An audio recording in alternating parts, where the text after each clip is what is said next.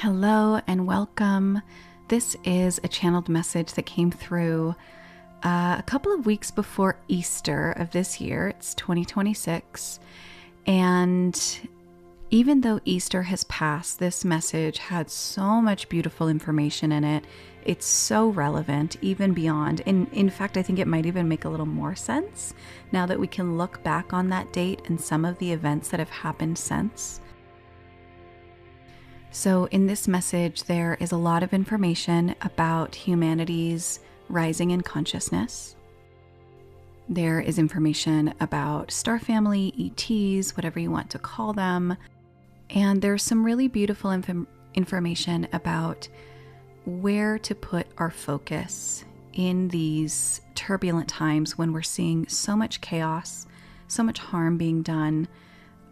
It was a really soothing message to receive, and so I hope it offers you something similar. So I open up my channel, and the first thing that I see is an egg.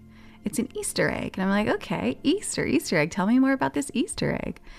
And my vision starts filling with so much light, and it keeps getting brighter and brighter. Mind you, my eyes are closed. The light outside hasn't changed. I opened my eyes to check. It was still like a cloudy, kind of dark, overcast day. But I close my eyes and there's just so much light filling my visual field. And then the image changes and I start to see smoke. It looks like smoke from an explosion, like smoke and fire billowing, orange and black plumes. And I was thinking it looked like an oil refinery caught on fire. Now, a little while after I posted this, like, I don't know, a couple of days after maybe, there were oil refineries in Iran and in Texas that were hit, that I was seeing news stories of. And also since then, we've had all of these warehouse fires and storefront fires. So that's one of the things about channeled messages, is that they are open to interpretation. So I'm seeing this image of this billowing smoke. It looks like an oil plant caught on fire. And I asked, does this have something to do with this coming Easter? And I heard yes. So I ask, what happens when this Easter egg opens? And I get this immediate feeling of beauty pouring out, the most high vibrational light, just abundance, incredibly good feelings. It reminded me of when you're in a forest and there's those strong rays of light beaming through the trees and it creates those crepuscular rays. It was that kind of light, except it was beaming up and outward out of this egg. The light is coming out of the inside of this egg, and there's this feeling of absolute awe, beauty, light, not just visual light, but high vibrational, energetic, divine light. I ask, what do I need to know about this light? And again, so much light fills my visual field. I see the egg opening, and then I see this beautiful spring day. I'm like in a park somewhere. I'm looking up at trees. There are beautiful fresh green leaves all over them. It's so vibrant. There's birds flying and singing. It's just this incredible energy. Like, it is showing me spring, but it's also showing me the energy that's coming. It's the light that is coming to the planet. So then I start hearing bandwidth, band waves. Not radio waves, but like waves, bands. I'm like, what is this word? It was hard to get. There are waves of light coming to the planet. One of the waves that we perceive it is as electromagnetic waves, but it also might be coming through in other ways. It is all one wave, but it can be detected through different channels. And I was seeing this potentially interfering with radio waves, microwaves, maybe electrical currents. I saw a visual of an electric eel swimming in a river or a stream, except it wasn't like zipping and zapping. It just looked like a regular eel. And then I saw someone's microwave beeping and doing all of this stuff that it shouldn't do when it's not on, like kind of going haywire. And so I was getting that these waves might interfere with some of the other waves that we typically rely on in our daily life. What is the purpose of this light, these waves of light that are coming? To awaken humanity, awaken consciousness, to drive out darkness, to bring us closer into contact with our star family. And then I heard it's not just star family in the sense that we are all part of the universe together, but that these are many of our ancestors. We tend to think of our ancestors as those who have lived on Earth before us, but they're also those who have lived elsewhere before us. We come from all over. Our bodies are constellations of DNA from all over the universe. We are Pleiadian and Lyran. We are Andromedan. And then they listed a few other races. We are many. We are one. And so as I'm hearing these words, as I'm hearing this message, I just keep feeling this incredible sense of unity consciousness, that there can be no other, because we are far too interconnected for that to ever be true. Can you explain to me what that means in the context of seeing those in our world who are doing so much harm and animating so much darkness? Because that doesn't feel like me or many of the people I know. The darkness can be concentrated in other bodies, but it exists within the whole because we all come from one source. It does not mean that that darkness is part of you in your current human incarnation, but it means that it is part of the whole. Deep, grave darkness does exist, but so too does the most brilliant, blinding lightest of light. Part of the purpose of seeing so much darkness on the planet at this time is to enact, activate, initiate, cultivate, embody more of our own light. The darker we see others going, the lighter we must go. Sometimes this means tuning out the darkness so it does not bleed into our light. And then I got this visual of painting with watercolors, and sometimes you have to keep a little dry channel between two pools of color so they don't blend together. So if you have a light green pool on one side of your page and you're also painting in a dark smoky color on the other side, you don't want them to mix. You have to keep them separate. It does not matter if the dark invades your light, because just as in painting, it is not permanent and you can always start over. It is okay if you find yourself tuning into the darkest of dark and you feel as though it has infected you, as though you have absorbed it, and as though it has dimmed or dampened your own light. You can tear off the page, throw it away, and start over. Start anew. Create a channel between that dark and that light. You are playing with both because you are human, and so you embody both. You have both light and darkness, soul and ego. You have, in every moment, a choice to act off your lower base desires of survival and your higher desires of collaboration, connection, love, expansion, and so on. In each of these moments, you are either choosing light or choosing dark. And while it is not black and white, and there are many shades in between, we ask you to be more conscious of what you are choosing when you choose it. More of the time you are choosing light, and you must give yourself credit for this choice. Anytime the darkness creeps in, remember, it is not yours. It belongs to the all. And yes, you are the all, you are a part of the all, but it does not rest on your shoulders only. It does not rest on your shoulders alone. And here I got the analogy of raising a child, in the same way that a child is meant to be cared for by an entire community and not just one person. When we're isolated in parenthood, we really feel the heaviness of that responsibility, and it can feel more burdensome rather than joyful and the privilege that it is. And it's the same when we feel as though all of the problems in the world are on our shoulders, that somehow we as one person must solve the whole world's problems. This will never feel possible. It will never be possible. Even those who do great good in this world, Yeshua, Buddha, many in your recent times, They alone could not save the world from its own darkness. We must all do this one by one as one. In the choices that we make, we choose light more and more of the time. We choose love. We choose connection. We choose unity over and over, rather than darkness, disconnection, and separation. Come back to Easter. Why did you show me Easter? We showed you Easter because Easter is a turning point.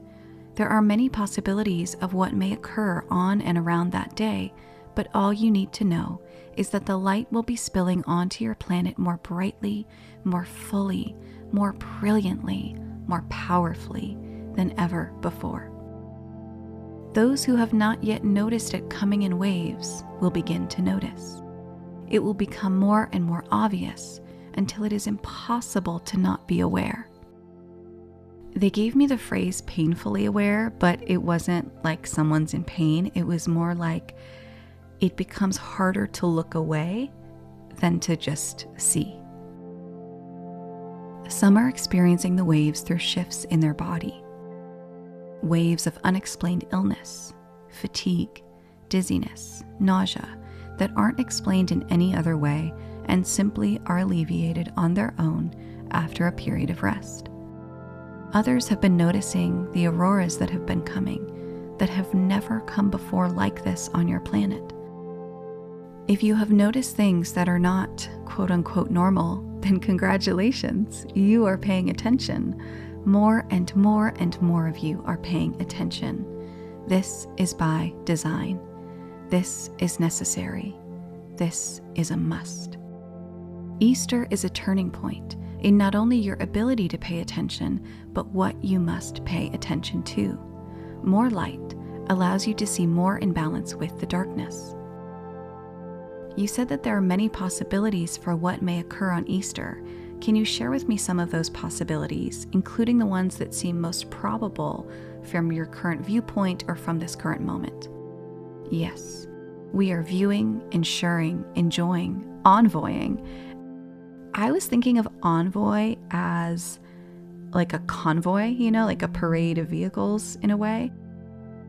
But I looked up the definition of envoy, and it is a messenger or representative, especially one on a diplomatic mission. All of this light language floods in, and I am a little rusty on my light language. It's not something that I have been consciously tapping into for a number of years. But what I was able to get through at the beginning was helat, helat, helat, helio. Helio is another word for sun. Helat is Finnish for warm. I was like, okay, the light language isn't working. The pipes are rusty and dusty. Can we do this in English instead? We are envoying many possibilities for Easter. Some of these are more drastic than others. And then they're showing me this visual where the Easter egg cracks open, liquid light is spilling out everywhere. It just oozes out like a pool overflowing. Or, I was picturing it like an above ground pool and the seams burst and it's just flooding everywhere. This massive, quick expansion of light saturating everything. And I see it coinciding with this incredible light in the sky. And I was asking, is this the solar flash? This may be akin to the flash, though it is not quite the flash in the way that many of you understand it. For those who do not know of the coming light, this will be a gentler, more palatable drenching and expansion of light onto your planet. This is one option. Depending on the moves of your government and other governments and entities around the world, what may happen may be more volatile. While we cannot interfere with the free will of others, there are laws in place to prevent a scale of suffering which is unacceptable. I begin to see many different alien races watching the planet. And the way that they're watching it is like we are their children. And they're watching us do so much harm and destruction, creating so much suffering. And it was this incredible feeling of compassion and heartbreak. And it almost felt like when your children are grown and you send them off to college or to travel or, whatever they're doing, you send them off into their adult life, you don't necessarily get to counsel them anymore the way you did when they were little. You have to trust that whatever you imparted in them up until this point will be enough and that they will make good choices. And when they don't, they will learn from it. And, you might hear about things that they're doing and not be super happy about it, not be proud of it, but you have to let them find their way. You have to let them make mistakes and learn. And then I heard the learning is so important. It cannot be downloaded into the vessel, and it cannot be fully integrated into the mind and soul in its fractaled state as a human, in human form, just by telling them what is, what should be, what shouldn't be. They have to experiment and play and learn these things for themselves. And it was like a toddler. They know they're not supposed to hit you, but they hit you so they can get your reaction, and then they need to do it over and over and over again until they finally absorb it on a certain level where it impacts their future behavior. Our star family, including Pleiadians, Arcturians, Andromedans, Blue Avians, Lyrans, and there are many other beings who are watching who we may not know of by name, who are not necessarily in body, who are essentially all light body and not physical form. Some of these include the blue ray beings, the solar ray beings. There are many others by many different names. We have such a deep, ancient, vast constellation of ancestry in the cosmos, in the universe, and they are all watching what is playing out on Earth at this time, as if we are their children. There is a point in which they are able to step in and interfere, and that is when it comes to the destruction of this iteration of the human race. There have been many iterations before, but this one is poised to ascend, to evolve, to break free from its isolation, illusions, chains, and become aware of its true nature and its origins. It is not just humanity. There is a certain level of destruction to Mother Earth, to Gaia, that is not allowed to occur. When it comes to nuclear weapons, this will not be allowed. They are watching very carefully and closely at this time, and this is why we say that there may be a more volatile option of what may happen. The volatility is not coming from us. The volatility is coming from those in power with little disregard for life, who may choose to let hatred, darkness inform their reactions. These are not well thought out conscious choices. These are angered, rage-filled, hate-filled reactions. We will not let this occur. If this occurs, we will descend upon the planet. This will be a peaceful arrival, as always. There can be no other way. What may happen in this instance can occur in many different ways. We will choose the one that involves the least amount of interference. It may simply be direct communication with those leaders who are about to make a grave mistake. At its most involved, we may make ourselves known to all of humanity in order to, and then the words fade away, and I see this image of two sides of a scale balancing one another, like the Libra symbol, and one side just drops to the floor. It's like revealing who really has power, like true power. It is not these people in office with nuclear codes. It is the beings who have been stewarding this planet for millennia. This is an unlikely scenario, but it is one we are watching carefully. We hope that you can expect that this year's Easter will be a most joyous, light-filled, cheerful day. Focus on the light that is present that day.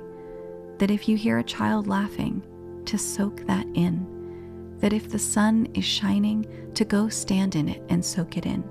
To be outside as much as you can if possible. To celebrate spring, because spring is a celebration of life. Celebrate the return of life. Notice every flower and take a moment to breathe them in. Thank them even for being there. Enjoy their presence. Enjoy the symbolism of the first day of spring, of life renewing, returning, coming back, even when it appears as though it has all but died and gone. This is a similar point to where we are on our planet at this moment.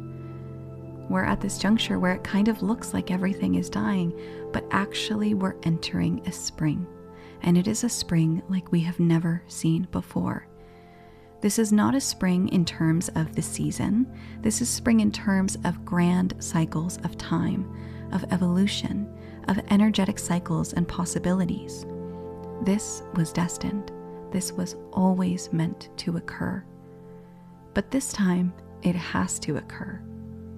This time, it is incredibly important, and there are enough people on the planet who want this, whether they are consciously aware of it or not. There are more people than not who want peace, who want community, unity, love, togetherness, ease, to be free from the chains that humanity has walked in for a very long time. Different iterations of humans have tried to break free from these chains, but the chains have been different, and it's just time. It's time for us to do this. Focus on the light. Meditate on the light. Soak in the light. Let the light spill down onto you from the sun, the heavens, from a laugh, from music that you love, from a delicious cake, whatever brings you joy. Joy is light. Whatever brings you happiness, happiness is light. Whatever brings you laughter, laughter is light. Discover more and more things in your experience and awareness that are light and generate more of them. That's all for now. Thank you. Finally, I ask, can you tell me who this message is coming from specifically? And I see a council of Pleiadians, Andromedans. There's a few others here. I was sensing 5 beings from different places. I could see some of them, but couldn't make all of them out in detail. And I asked, does your council have a name? And I hear the Council of Light, Star Council. And I asked, should I share this message? And they're like, yeah, that's why we gave it to you.